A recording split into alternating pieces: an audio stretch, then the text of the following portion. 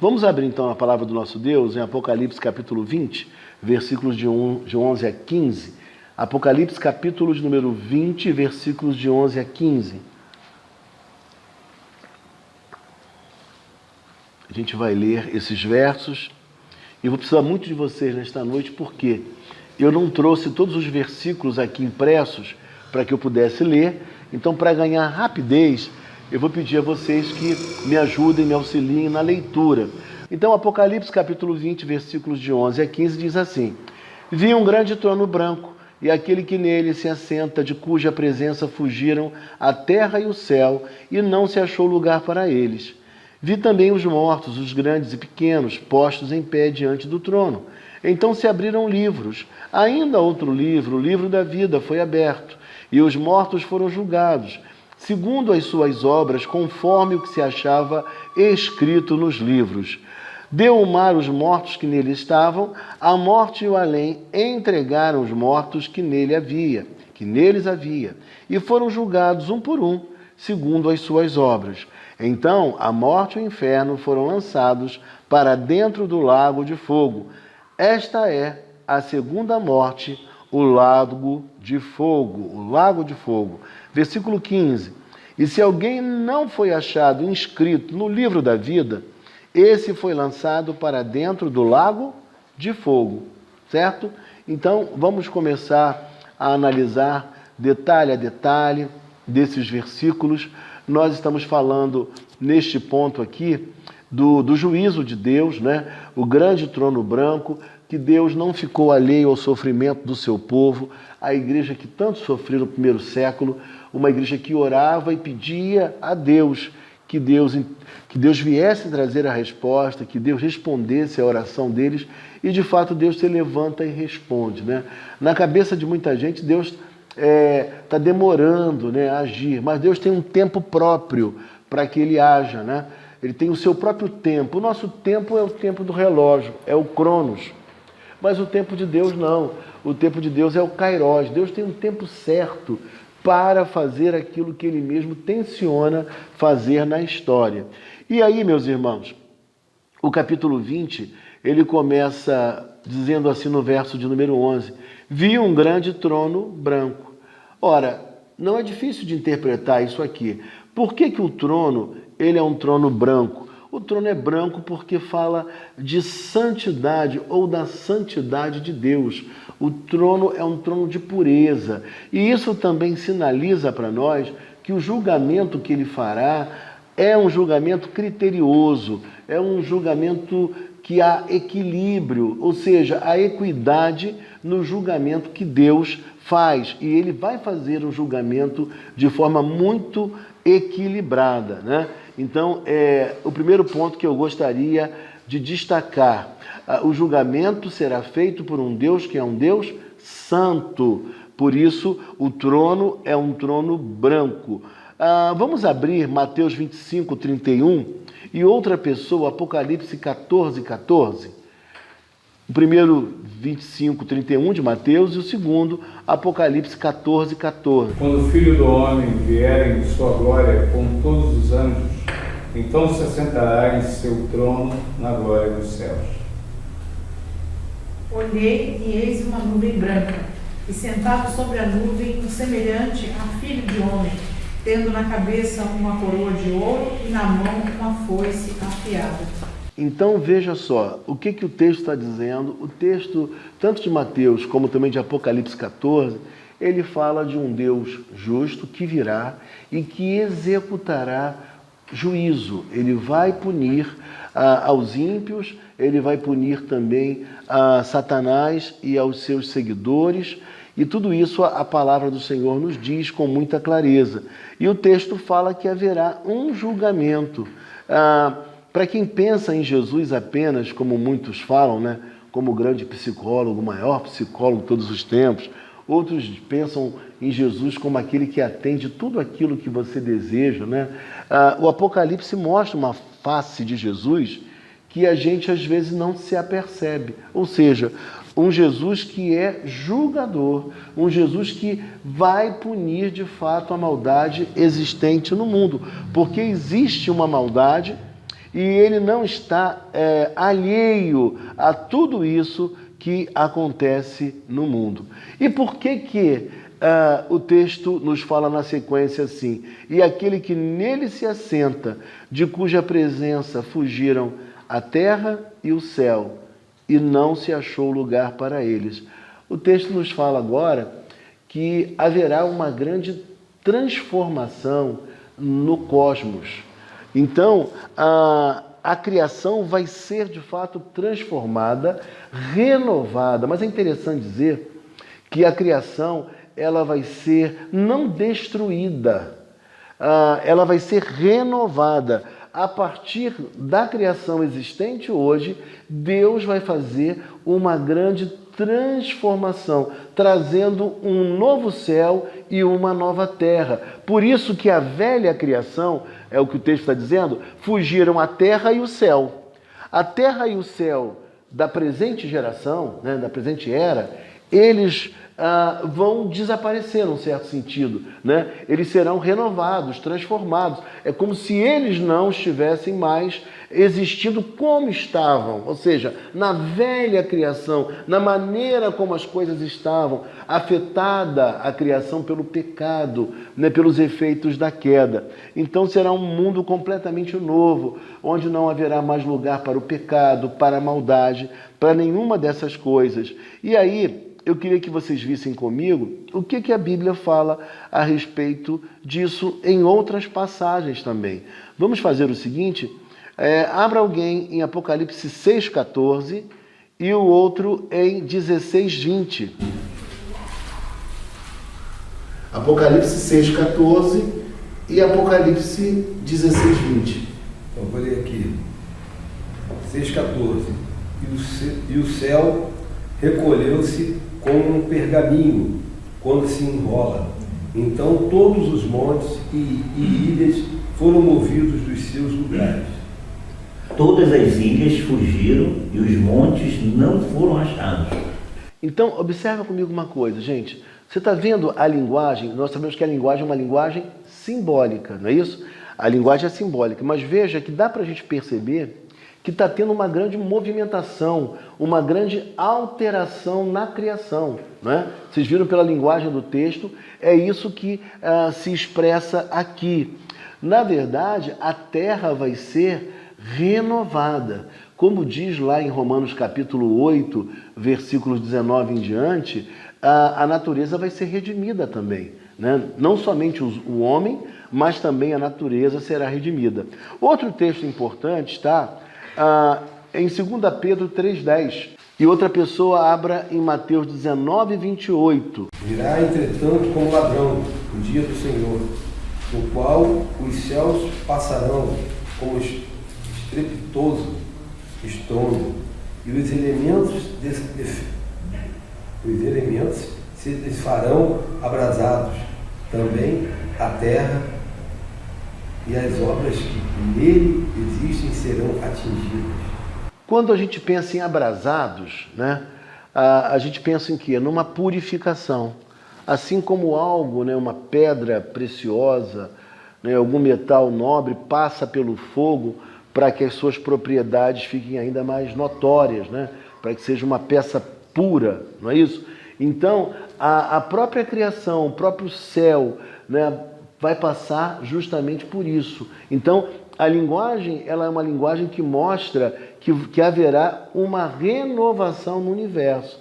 Isso é muito importante porque existem pessoas ainda hoje que pensam que o nosso destino final é o céu, né? Mas, na verdade, não é o céu. A Bíblia fala, inclusive, lá em Isaías 65, 66, fala sobre o novo céu, nova terra. Então, o nosso destino final é um novo céu e a nova terra, onde a nossa alma se juntará a um corpo glorificado que vai surgir, né, com elementos desse corpo que vai ganhar a terra e também elementos novos, né, na nova criação. E esse novo ser vai habitar no novo céu e numa nova terra. Então, o nosso destino não é o céu definitivamente. Lá é um período intermediário, enquanto o Senhor não retorna e não inaugura o novo céu e a nova terra. Mateus 19, 28. Jesus lhe respondeu: em verdade vos digo que vós, o que me seguistes, quando na regeneração o Filho do Homem se assentar no trono da sua glória, também vos assentareis em 12 tronos para julgar as 12 tribos de Israel. Perfeito, tá vendo? Então é mais um texto que fala a respeito da restauração e ao mesmo tempo do juízo.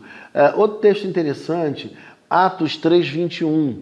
Ao qual é necessário que o céu receba até aos tempos da restauração de todas as coisas, de que Deus falou por boca dos seus santos profetas desde a antiguidade. Tá vendo? Então, fica muito claro em diversas passagens da Bíblia, não só no Antigo Testamento, mas no Novo Testamento e em diversos livros, o mesmo contexto, o contexto da restauração, da renovação e principalmente, eu gosto dessa palavra restauração, a restauração de todas as coisas, né? Esse é o intuito da parte de Deus. Deus não vai destruir, porque seria um sinal até mesmo de uma certa derrota.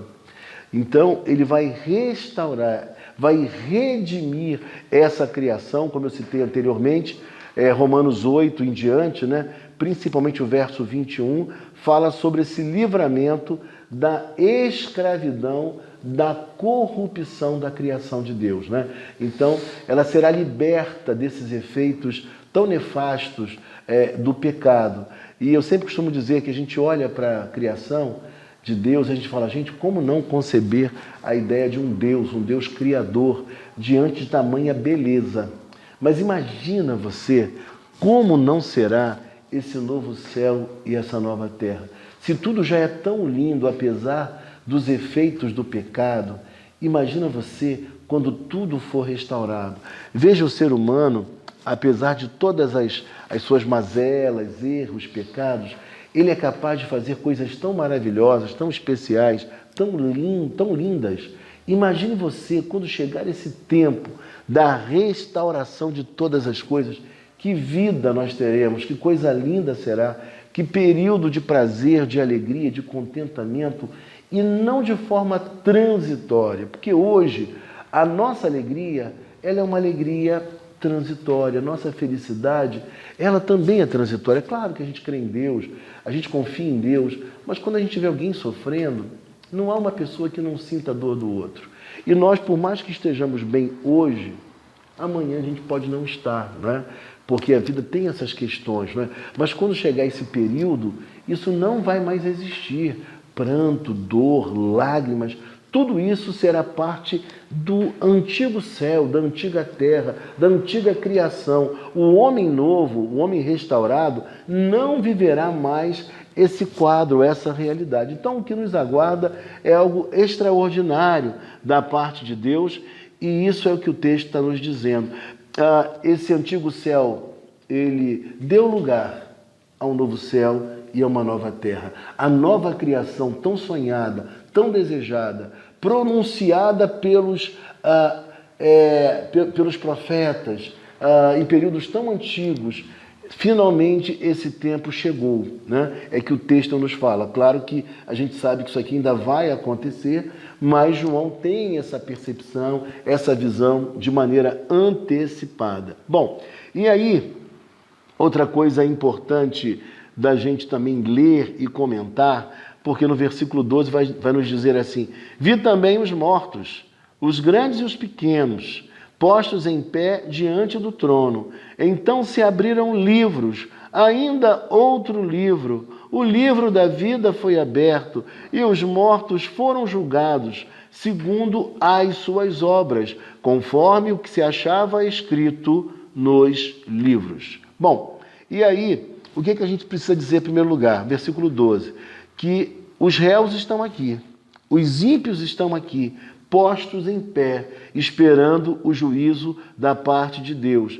Todas as pessoas que viveram, que já viveram, comparecerão diante do trono para serem julgadas. E olha que esse juízo vai ser um juízo sem distinção, ou seja, grandes ou pequenos. Então, pessoas das mais diversas, como eu poderia dizer, situações financeiras, nível intelectual diferenciado, ou seja, não haverá privilégio. Eles estarão diante do trono. Não vai ser um juízo como às vezes acontece no juízo humano, né? Onde aquele que tem mais poder, aquele que tem mais condição, aquele que consegue ter bons advogados, ele fica isento ou consegue pelo menos postergar ao máximo, né, através de medidas protelatórias, a execução da pena. Nesse caso aqui não. Nesse caso aqui, grandes e pequenos estarão diante do Senhor e eles receberão a pena, o juízo que eles realmente são merecedores.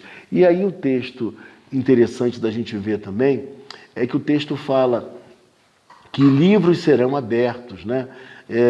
E os mortos julgados. Vamos ver isso na Bíblia, em alguns textos aqui. Primeiramente, vamos ler Daniel 7:10. Um rio de fogo manava e saía de diante dele. Milhares de milhares o serviam, e miríades de miríades estavam diante dele. Assentou-se o tribunal e se abriram os livros. Viu? Então, os livros foram abertos, livros que registram os atos das pessoas. Romanos 14:10 e 2 Coríntios 5:10. Tu, porém, por que julgas teu irmão? E tu, por que desprezas o teu? Pois todos compareceremos perante o tribunal de Deus. Viu? Porque importa que todos nós compareçamos perante o tribunal de Cristo, para que cada um receba segundo o bem ou o mal que tiver feito por meio do corpo. Amém? Então, esse julgamento, ele vai ser um julgamento criterioso, vai ser um julgamento com base nas ações, nos atos, no comportamento daqueles que não morreram sem Cristo, daqueles que não abraçaram a fé. E, obviamente, como nós falamos no domingo passado, esse julgamento vai ser tão criterioso que pessoas receberão penas diferentes, porque cada um vai ser julgado individualmente. Então, haverá gradações de punição. As penas serão diferentes, de acordo com a atividade, com o comportamento, com a maneira da pessoa viver. Outra coisa muito interessante também para a gente pensar e também observar é que existem passagens que falam sobre o livro da vida, né? E eu queria que a gente visse também Apocalipse 3:5 e Apocalipse 13:8. 3:5 e 13:8. 3:5. Um vencedor será assim vestido de vestiduras brancas, e de modo nenhum apagarei o seu nome do livro da vida. Pelo contrário, confessarei o seu nome diante do meu Pai e diante dos seus anjos. Então, olha só, o que ele está dizendo? De maneira alguma vai fazer o quê? Vai apagar o nome. É muito engraçado, até chega a ser engraçado, que antigamente tinha aquela história, né? A pessoa, sei lá, pecou, falhou e tal, se afastou da igreja, voltou, aquela coisa toda. Aí os pastores chamavam as pessoas à frente, elas iam à frente e tal. Daqui a pouco o pastor fazia uma oração por aquelas pessoas e dizia assim: Senhor, reinscreva o nome desta pessoa no livro da vida. E o nome já está escrito. Não vai ser outra vez escrito nem apagado. Não vai ser como um caderno de criança na minha época, né? Que o caderno ficava todo manchado, tanto que a criança errava, escrevia, apagava de novo, depois escrevia, ficava aquela coisa horrorosa. Não vai ser assim. Quem tem um nome no livro da vida do Cordeiro, esse já está salvo e não tem como se perder de maneira alguma. Mas aí eu esclareço a vocês e também a quem estiver nos ouvindo e assistindo pela internet, que, obviamente, quando a gente fala isso, não é um aval para que a pessoa viva de qualquer maneira, para que a pessoa peque à vontade, porque no final de tudo vai ser salva. Não é isso que a gente está dizendo. Se a pessoa que é crente de verdade, ela peca e ela se arrepende, ela encontra perdão da parte de Deus. Obviamente que sim. Mas de maneira alguma, isso é um aval para se viver de maneira irresponsável, se viver de qualquer forma, pecando, preso ao pecado, como se já estivesse salvo e, portanto, vivesse assim.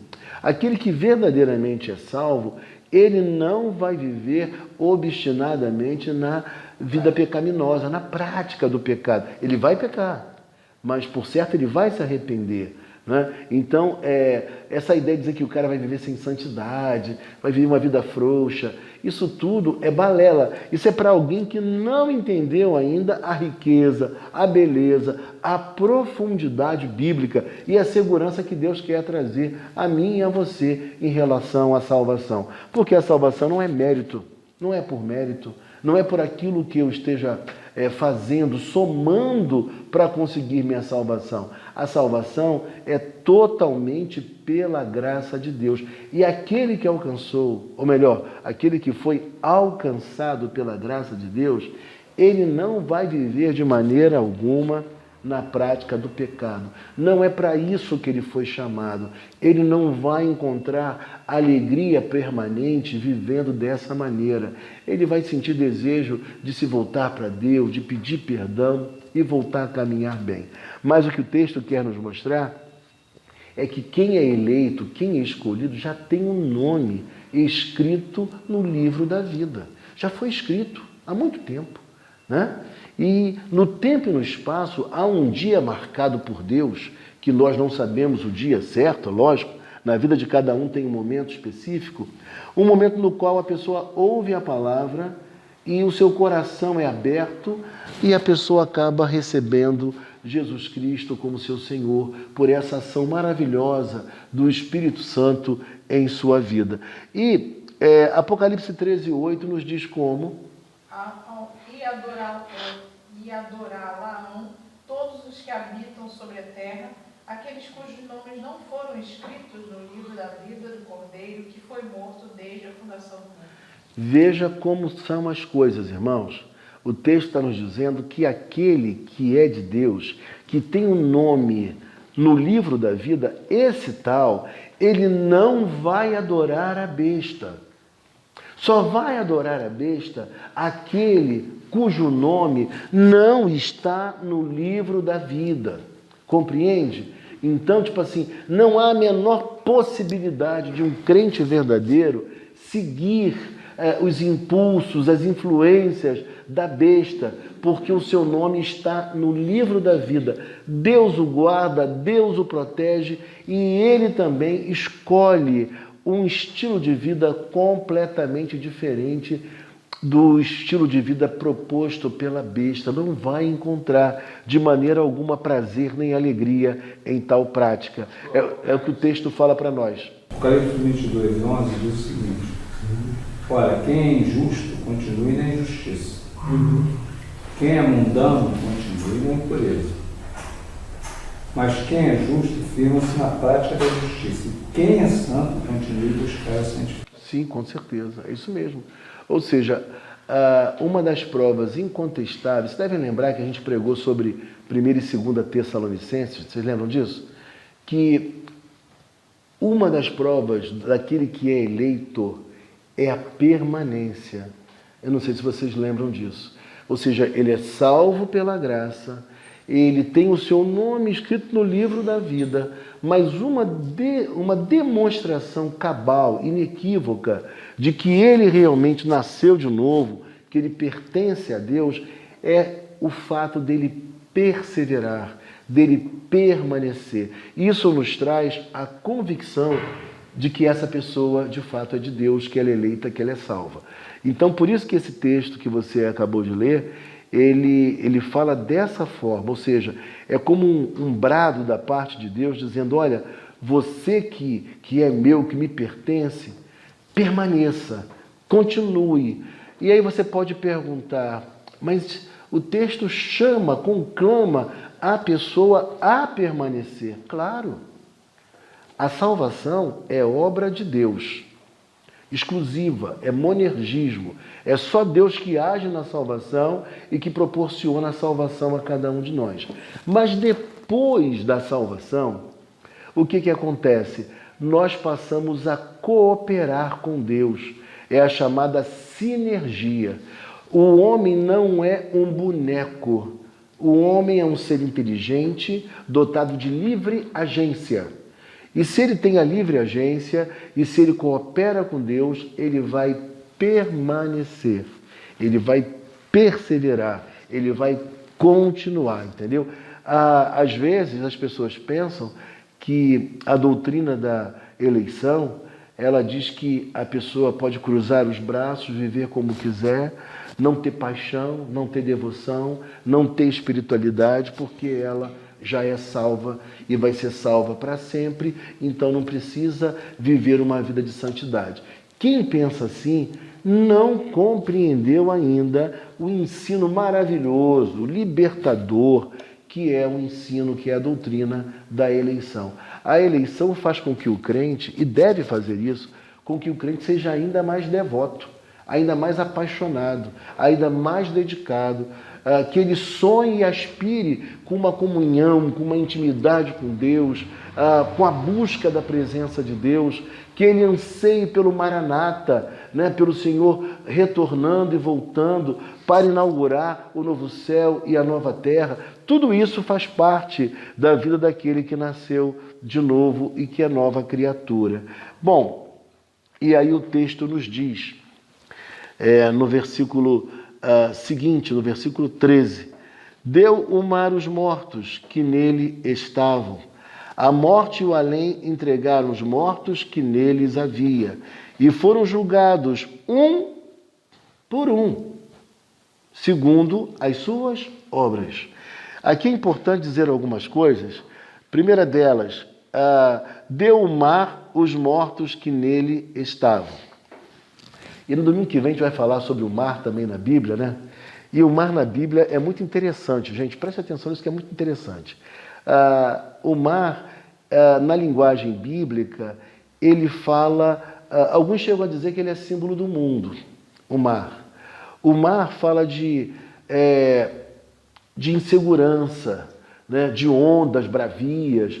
O mar aponta para a instabilidade, né? Para a insegurança humana, aquilo que nos apavora, que nos assusta. O mar também nos lembra, por exemplo, vou falar melhor domingo sobre isso, nos lembra também as nações. Lembra que a gente já estudou algumas aulas anteriores que as nações se voltariam contra o povo de Deus, e a linguagem ali é mar, né? Então, quando a gente olha, e o texto fala que o mar, que deu o mar os mortos que nele estavam, algumas coisas podem ser ditas. Alguns trabalham a ideia de que até mesmo aqueles que morreram em naufrágios, eles serão obviamente devolvidos, né? Eles ressurgirão também para o julgamento, e aqueles que forem salvos, que são de Cristo, também receberão um corpo glorificado e viverão eternamente no novo céu e numa nova terra. Mas também o mar, ele fala justamente desses que estão mortos, desses que morreram e que o Senhor há de trazer de volta à vida na ressurreição para que eles sejam julgados. A morte e o além entregaram os mortos que neles havia. Ou seja, a morte e o além. Vocês sabem que a morte é o último inimigo a ser vencido, né? É o último inimigo a ser vencido, é a morte.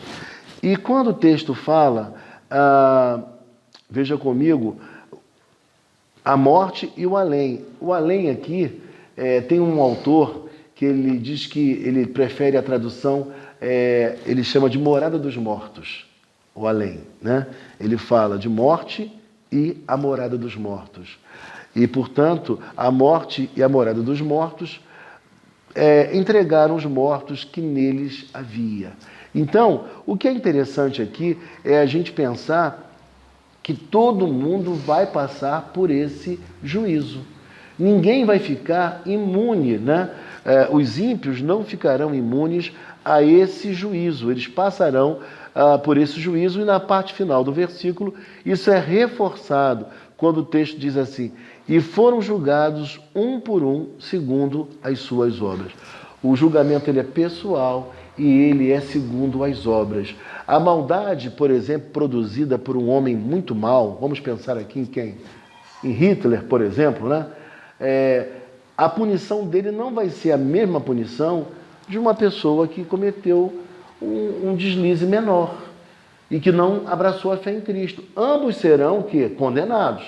Se a pessoa não tem Cristo, se o seu nome não está no livro da vida, ela está condenada, né? Mas a gradação de punição será diferente.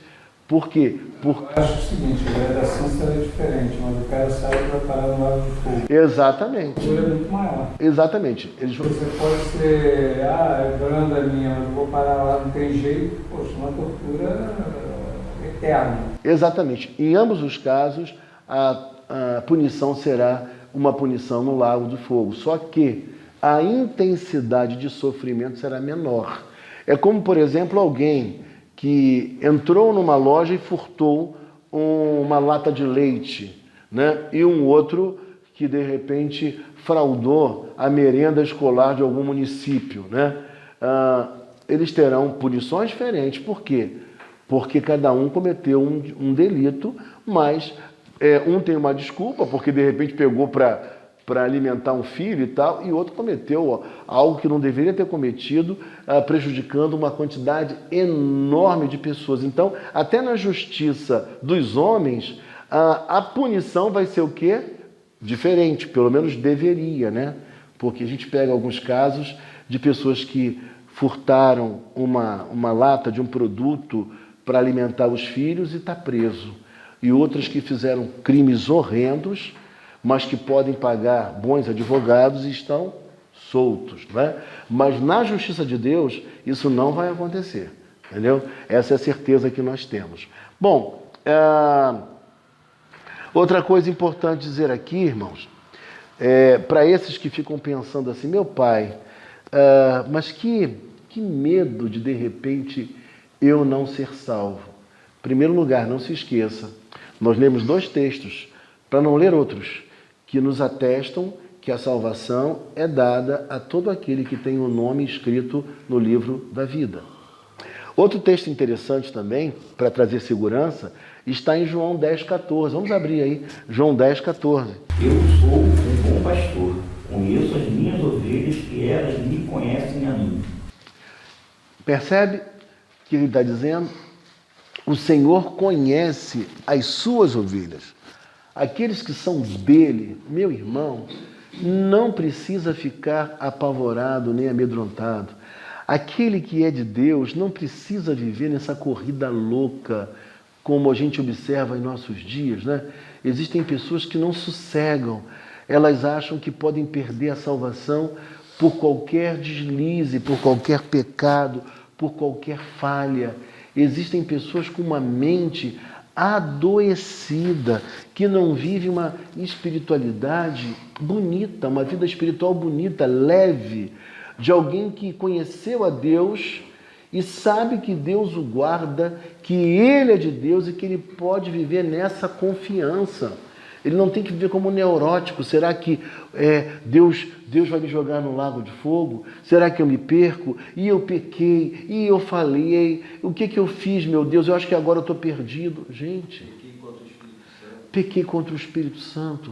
No outro dia eu estava falando com uma pessoa, meu irmão, só pelo fato de você ficar preocupado com isso, já é sinal de que você não pecou contra o Espírito Santo.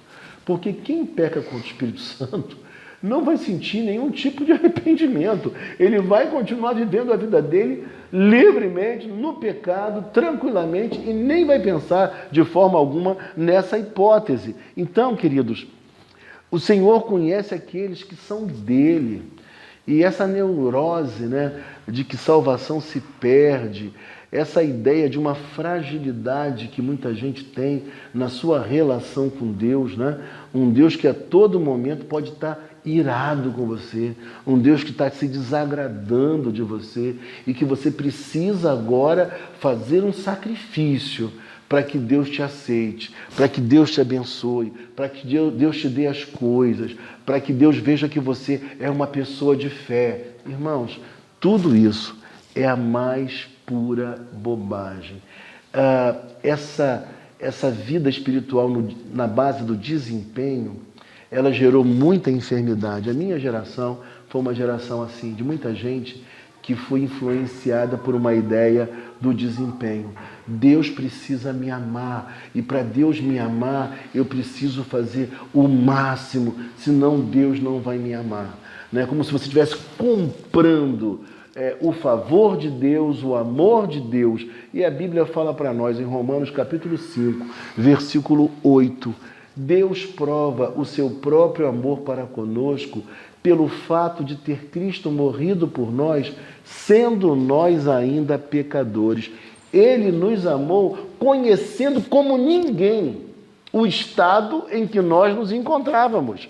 O Senhor, Ele sabia como nós estávamos. Eu digo mais, o Senhor sabe hoje como eu estou e Ele sabe hoje como você está também. Não precisa interpretar papel, não precisa esconder nada dele, não precisa mascarar. É só você se voltar para Ele, abrir seu coração, porque Ele é Pai.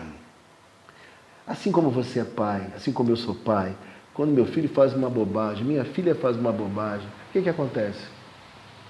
Eu estou pronto a ouvi-lo, ou a ouvi-los, porque eu tenho um filho e uma filha. Então eu estou pronto a ouvi-los, a amá-los, a cuidar deles, a tentar encontrar uma solução. Apesar das minhas limitações, eu procuro encontrar uma solução, porque eu sou pai. E aí eu lembro de uma vez que eu peguei um táxi e o taxista deu uma lição maravilhosa para mim e para o meu filho, né? Sabe o que o taxista falou? Ele falou assim: garotão, faça o que você fizer, viva o que você fizer, o que você viver. Esse aí é o seu melhor amigo, é o seu pai. E se você tiver um problema sério, procure a Ele, porque Ele vai fazer o possível para resolver o seu problema e para encontrar um livramento, uma solução para o seu dilema. E é essa a grande certeza que nós temos. Deus nos ama, Ele está cuidando de nós, tratando de nós, até chegar esse glorioso momento, onde o novo céu e a nova terra virão, nós teremos um novo corpo, um corpo glorificado, para viver eternamente com Ele. Isso é profundamente libertador. Esse cristianismo que gera doença, que gera esquisitice, eu estou fora. Eu penso que o cristão tem que ser piedoso, ele busca um Deus que é transcendente, ele fala com um ser que ninguém está vendo, ele fala com Deus, né? Mas ao mesmo tempo ele precisa viver a sua vida de forma muito normal, muito equilibrada. Por quê? Porque a religião, porque a fé, se ela for distorcida, olha a minha expressão, ela pode gerar patologias. Portanto, é se entregar, é confiar nesse Pai amoroso e saber que o que nos aguarda é o novo céu e a nova terra. O lago de fogo não é para nós, não é para nós. E aí, para a gente caminhar para o final, uma outra coisa importante dizer vamos ler Isaías 9:2, e aqui eu faço um apelo, né? Quem estiver me ouvindo, Isaías 9:2, e também gostaria que alguém lesse Marcos 1:15. Isaías 9:2. O povo que andava em trevas viu uma grande luz, e sobre os que habitavam na região da sombra da morte resplandeceu a luz. Então veja comigo uma coisa, ele está dizendo para nós que quem vive nas trevas, quem viveu nas trevas, ainda vive nas trevas, tem em Deus a sua salvação. A luz brilhou. Jesus Cristo veio a este mundo. Ele caminhou entre nós, ele morreu, ele ressuscitou, ele produziu a obra que Deus desejava, ele supriu aquilo que Deus estipulou para que nós pudéssemos ser salvos. E hoje nós somos salvos pela obra, pelo mérito, por aquilo que Jesus Cristo fez, não por aquilo que nós fizemos ou possamos fazer. É Ele quem nos salva. Um novo tempo se inaugurou. O povo do Antigo Testamento, né, o povo de Israel, ele ficou mais fechado em si. Ele não levou a mensagem aos demais povos como deveria acontecer, era o que Deus queria. Mas quando Jesus Cristo vem e a igreja surge, o que acontece? povos recebem a mensagem de salvação. E todo aquele que invocar o nome do Senhor será salvo. Todo aquele que se voltar para Deus de coração aberto, arrependido, ele vai ser salvo. As trevas caíram e a luz brilhou. E se a luz brilhou, a salvação chegou para a humanidade. A Bíblia fala também em Colossenses capítulo 1, versículo 13, né? Ele vos transportou das trevas para o reino do Filho do seu amor. Nós não estamos mais em trevas, nós estamos na luz. O Senhor nos colocou em um novo patamar espiritual. Efésios fala que Ele nos fez assentar em lugares celestiais em Cristo Jesus. Isso para nós é suficiente. Eu preciso acreditar na palavra de Deus e saber que eu estou agora numa outra estatura, num outro patamar do qual eu não posso decair jamais. Foi Cristo que fez essa obra por mim e por você. Marcos 1,15. Dizendo, o tempo está cumprido e o reino de Deus está próximo. Arrependei-vos e crede no Evangelho. Está vendo? O que ele está dizendo para a gente é o seguinte, olha, esse é o tempo das pessoas se arrependerem. Esse é o tempo das pessoas se voltarem para Deus. Esse é o momento da salvação, é o tempo da salvação. Quando o Senhor retornar, isso não será mais possível. Nós não acreditamos como aqueles que creem como é que se chama? No pré-tribulacionismo, né? Pré-milenismo, pré-tribulacionista. Esses acreditam que haverá uma repescagem, uma segunda oportunidade, mas não é o que a Bíblia nos fala. A Bíblia não diz isso. A Bíblia fala que Hebreus 9, 27. Diz o que? Hebreus 9, 27. Mostra o destinado a morrer uma só vez, e depois disso o juízo de Deus. Está vendo? Mais alto, Alfredo. Os mortos está destinado a morrer uma só vez, e depois o juízo de Deus. Está vendo? Então, Hebreus 9, 27. Está ordenado ao homem o quê? Morrer uma só vez. E depois disso, segue-se o juízo. Então, pode abrir aí para você ver. Hebreus 9, 27. Perfeito? Então, sabe o que quer dizer isso? Isso quer dizer para nós que esse é o tempo para as pessoas se voltarem para Deus, para que elas mudem de vida, para que elas recebam Jesus Cristo como Senhor e Salvador. Não haverá uma outra oportunidade. Então, o versículo 14 nos diz, esta é a segunda morte, o lago de fogo. Ou seja, é a morte da morte. A morte vai morrer. É a morte da morte. Ela não vai mais existir. O que significa dizer isso? Que assim como aquele que é salvo, ele vai estar agora com o seu corpo glorificado, vivendo no novo céu, na nova terra, mas no corpo. Também aquele que morreu, ele vai reviver, ele vai ressuscitar para esse julgamento e uma pessoa integral, alma e corpo, será lançada no lago de fogo. Ou seja, ele integralmente vai ser lançado dentro do lago de fogo. Corpo é um novo corpo? Um novo corpo. O homem vai ter um novo corpo. O cristão ele vai ter um novo corpo, um corpo glorificado. Sim. Sim, porque o outro corpo já ganhou a terra e foi deteriorado, né? Então vai haver uma ressurreição, né? Bom, e aí o que acontece? A punição não vai ser a uma pessoa parcial, não vai ser uma punição à alma apenas, mas ao ser integral, entendeu? Então o ser integral vai ser lançado no lago de fogo. Isso é muito importante que se diga, porque vai ser um corpo integral e vai ser um sofrimento consciente, no próprio corpo. Diferente de algumas religiões que falam que o homem vai se purificando, né? Em diversas encarnações, ele vai se purificando até e se elevando espiritualmente, purgando os seus pecados. Mas que coisa esquisita, não é no próprio corpo, é num outro corpo. Parece injusto isso. Né? Muito injusto isso. Mas o cristianismo não fala isso. Será um sofrimento consciente no próprio corpo. Assim também como a bem-aventurança daquele que é eleito, que é salvo, também vai ser no corpo. O ser integral vai viver a realidade do novo céu e da nova terra. Isso quebra com uma ideia de um cristianismo neognóstico que nós temos vivido. O que eu quero dizer com isso? É um cristianismo que fragmenta o ser, que diz que a alma é mais importante que o corpo. Talvez você tenha ouvido alguma pregação que dizia mais ou menos assim: nesta noite, 10 almas vieram a Cristo, 10 almas foram salvas, né?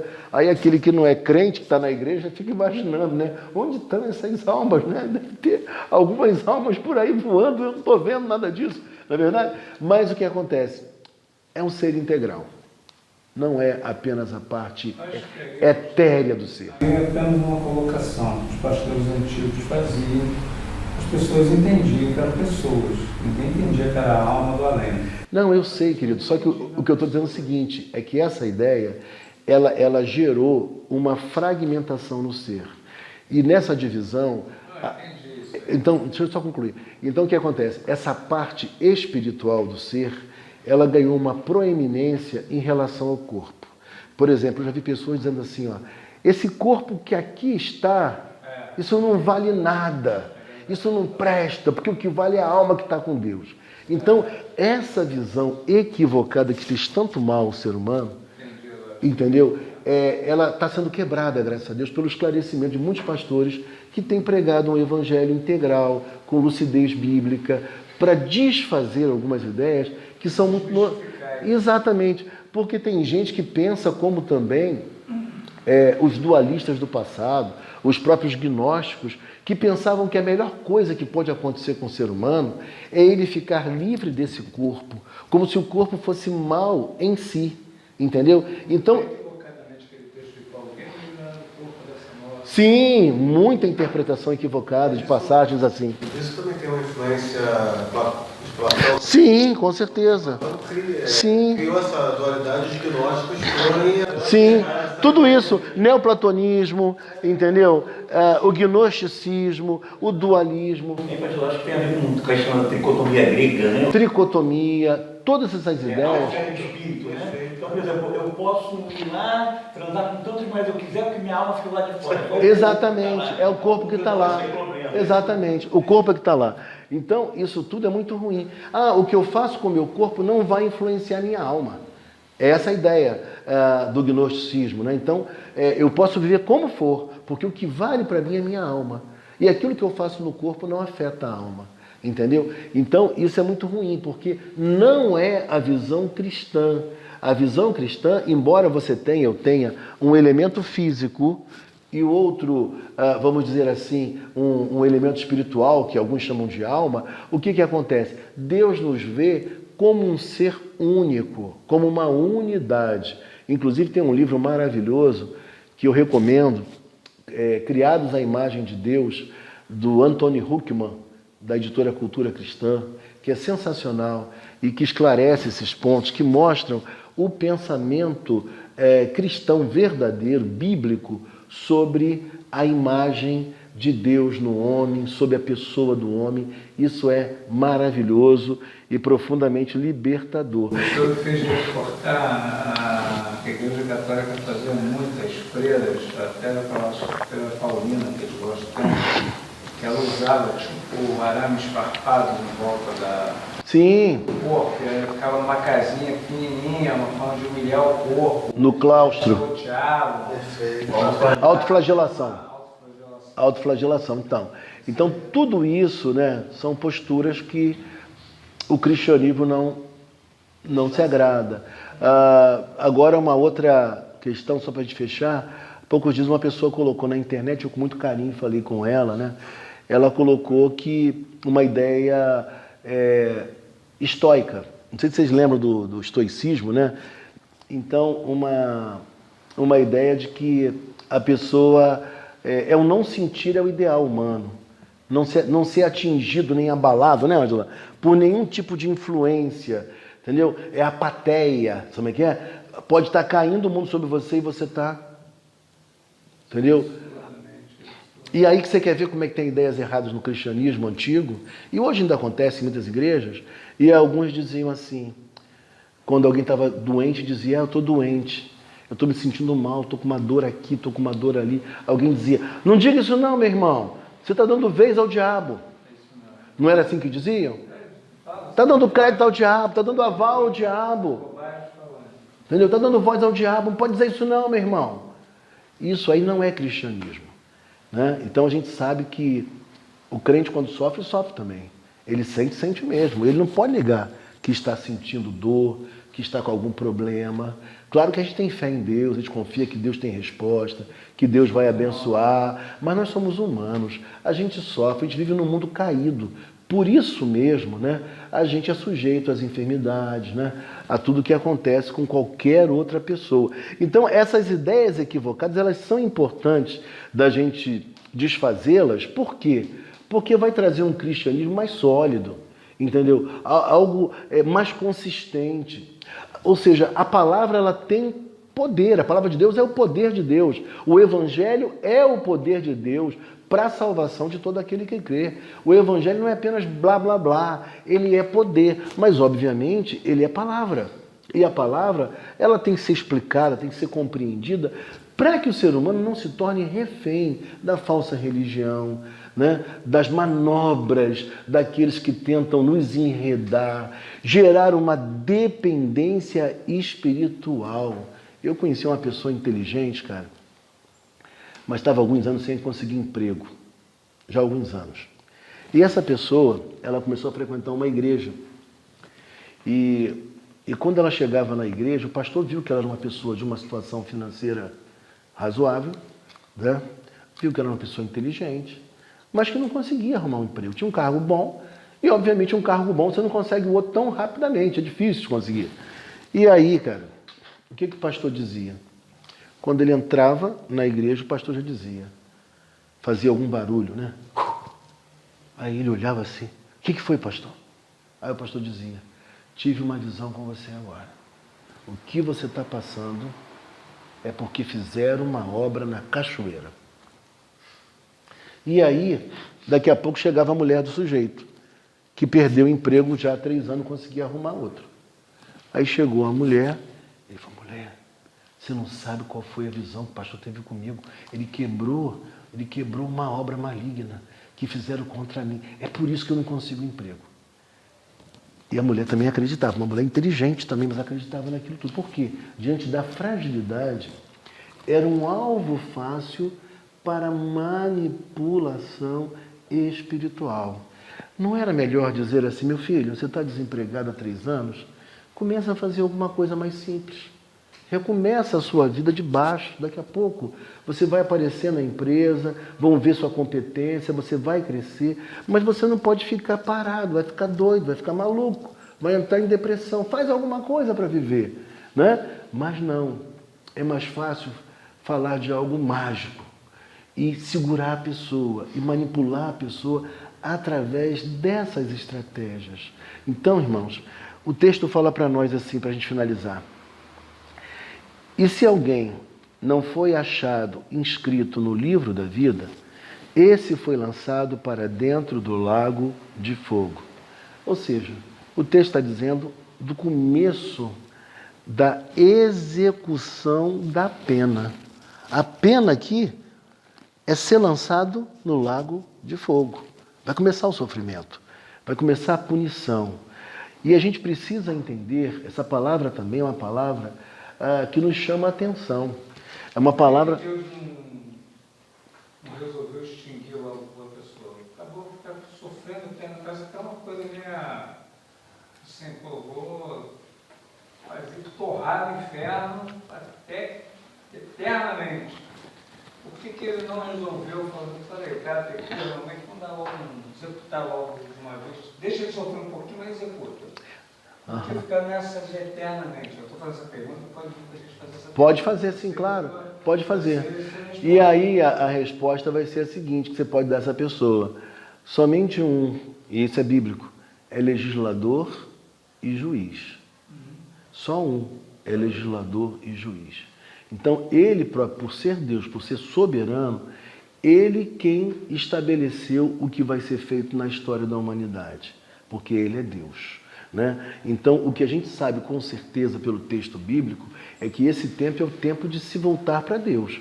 Porque se alguém se volta para Deus de maneira sincera, essa pessoa é salva, o seu nome está no livro da vida, porque se ela é salva é porque o seu nome já está no livro da vida, né? Embora tenha tido um momento em que ela se converteu, que ela se encontrou com Cristo, teve o coração regenerado, mas o nome dela já está no livro da vida. Então ela está salva, tranquila e garantida. E se alguém ainda não é de Cristo, se volte para Cristo, para ser salvo e estar no novo céu e na nova terra. Mas aqueles que optaram por uma vida longe de Deus, aqueles que não querem Deus de maneira alguma, esses vão ser lançados no lago de fogo, que é a punição eterna. Deus não vai destruir, como alguns querem fazer acreditar. Não existe extincionismo da alma, não existe aniquilacionismo da alma. O que a Bíblia nos assegura com muita clareza, isso autores bons também caminham nessa mesma direção, é que vai haver uma punição eterna. O texto bíblico, ele é claro, ele é evidente. Por isso, eu não tenho esse problema com o Apocalipse, porque embora nós tenhamos aproximadamente 300 símbolos, quem contou disse isso, escreveu num livro, eu li nesse livro, né? Mas, embora tenhamos tantos símbolos no Apocalipse, a mensagem ela é clara. E naquilo que é possível compreender com muita objetividade, a gente tem segurança da nossa salvação, mas a gente sabe também que Deus vai voltar, Jesus Cristo vai voltar, e Ele vai punir toda a maldade, toda a opressão, toda a perversidade que nós, cristãos, vivemos, que muitos mártires viveram, que a igreja do primeiro século também viveu. Amém? Vamos... Pessoal, eu estava com um comentário na internet, quando eu vi que o pastor estava falando o seguinte, que o nome da pessoa já está no livro da vida, porque ele é o centro do coração de Deus. Não, aí já é um equívoco, né? Aí já é um equívoco. Aí é um evangelho, que é um evangelho, entre aspas, do nosso tempo, que a gente chama de um evangelho antropocêntrico. O homem está no centro, né? Então, a igreja se torna para agradá-lo, para satisfazê-lo, para ele ser o centro das atenções. A igreja se transforma num balcão de negócios. Você dá a oferta e recebe a bênção. Essas ideias estão completamente deturpadas. Mas o que a gente percebe aqui é que ele vai voltar e ele vai produzir um julgamento e punição, mas também aqueles que são eleitos, que têm um nome no livro da vida, essas pessoas serão recompensadas, né? A salvação ela já tem, mas elas também receberão o seu galardão, o seu prêmio, que o Senhor há de conceder. Uma pergunta que já fizeram, já vi outros. No caso, a pessoa vai morrer. Sabe, falar, vou fazer não, eutanásia não, gente. Quero ser cremado. Sim. Ao invés de ser enterrado, não, para ser cremado. Como é que é o conceito bíblico para isso? O que acontece? Hoje, né, em pleno século XXI, à luz da Bíblia, da teologia, da boa teologia também, os bons teólogos entendem que não há nenhum problema. Por que não há problema? Porque o corpo, ele vai ser o quê? Quando ir à terra, quando ele for à terra. Mas ele vai o quê? Ele vai virar pó. Ele vai ser destruído, né? Exatamente. Na sepultura, cremando ou não cremando, né? E é o que acontece. E essa ressurreição, ela vai ser uma ressurreição miraculosa. Vai ser um grande sinal da parte de Deus, né? É algo que escapa à nossa compreensão. O que a gente entende é que haverá, nesse novo corpo, elementos desse corpo que vai ganhar a terra e que vai ser destruído, vamos dizer assim, na terra, né? Enfim, mas que vai ressuscitar. Esse corpo, ele vai ter elementos daquele corpo que ganhou a terra um dia e vai ter elementos de um novo corpo, né? Formando esse novo homem. Então vai haver continuidade e descontinuidade. Aquilo que é ruim, aquilo que é frágil, aquilo que é prejudicial, aquilo que envelhece, que estraga, que se deteriora, que é da velha criação, não vai estar mais nesse corpo, porque esse corpo agora é um corpo da nova criação, compreendeu? Mas elementos também do corpo que ganhou a terra, se unindo aos elementos do novo corpo, farão surgir um novo ser humano, um ser humano da nova criação. Então nós não temos que temer, não precisamos chegar ao extremo dos judeus ortodoxos, né, que quando há, por exemplo, uma bomba explode, eles vão lá, o rabino vai lá e recolhe todos os fragmentos. Você já viu isso? Eles vão recolhendo todos os fragmentos, porque eles também têm a esperança na ressurreição. Só que eles entendem dessa forma que, ao nosso ver, é um exagero e é também não compreender o efeito extraordinário do que há de acontecer, entendeu? Esse é o problema. Tem a ideia seguinte, quando a gente deles, tá, gente, né, cristianismo, quando eles morrem, eles, por exemplo, morreu a esposa, morreu o parente meu, ele vai lá no túmulo, por isso que eles botam a pedra em cima, para aquela alma saber que ele esteve ali. E eles acreditam que eles pedem a Deus, através daquela pessoa que morreu, que vai lá interceder. É igual o catolicismo de uma maneira diferente. Entendi. Que vai lá interceder por Deus. Sim. Então, quando faz a cremação para eles, aonde que está aquela alma? Sim. Por isso que eles não aceitam a cremação. Exato. O corpo está ali. Os ortodoxos, os grupos mais modernos, né, os liberais, já não tem mais esse tipo de problema. Agora, é importante que a gente entenda isso tudo, porque, infelizmente, né, o judaísmo ele criou, né, uma série de concepções que vão para além do texto bíblico, né, e o que trouxe, de fato, um grande peso para o próprio judeu, para o próprio ser humano. Hoje, inclusive, eu ainda vou assistir o jornal, né, da televisão, mas a gente precisa orar, né, porque em algumas partes do mundo parece que aconteceram alguns atentados, né, contra sinagogas, porque hoje é o Yom Kippur, né? Então a gente tem que orar. Mas há uma promessa, né, de que no final dos tempos muitos judeus vão se converter, né? Então a gente fica nessa esperança também que o Evangelho de Jesus Cristo os atinja de maneira substancial e que muitos venham se converter. É isso aí, minha gente. Então hoje nós encerramos esse trecho, né? E domingo que vem a gente vai dar continuidade ao estudo do Apocalipse. Estamos chegando ao final do estudo. Foi um período bom, graças a Deus, onde aprendemos bastante. Claro que muita coisa ainda a gente vai ter que relembrar, estudar, recordar, outras ainda a serem aprendidas, porque a gente não consegue esgotar. É um assunto amplo, né, mas muito interessante, e a gente viu o interesse, né, dos irmãos vindo à escola dominical, comparecendo, participando, então valeu muito a pena. Que Deus abençoe a todos, rica e copiosamente, uma excelente noite.